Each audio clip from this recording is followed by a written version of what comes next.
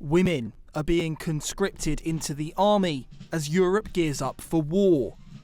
The UK is looking on closely, weighing up whether to draft women as Denmark launches mandatory conscription for females.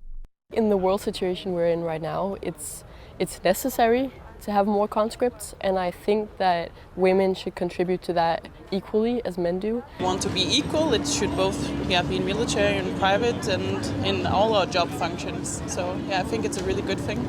Poll after poll after poll shows that Brits wouldn't be prepared to take arms for king or queen and country anyway. 38% of the under 40s polled in January would refuse. Only 58% even agree that we should send Brits to Ukraine at all. Why on earth would anybody want to fight for Britain at the moment? They hate the working classes, who historically have been the ones who had to go and cop the bullets. Well, Martin, I'm not here, of course, to advocate for conscription, but any responsible government looking at how we defend our nation and that of our allies may have to consider it.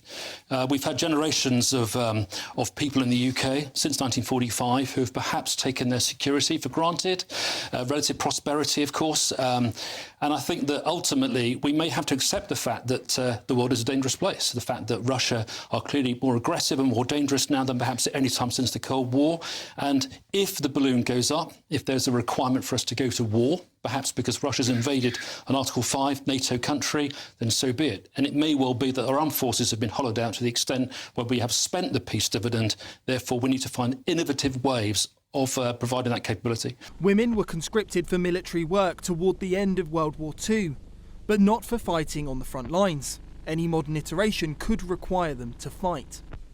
The government has noted countries around Europe have returned to mandatory national service. Norway had expanded its conscription to women, who were obliged to undergo a fitness test, and the best performers were selected, whether they liked it or not.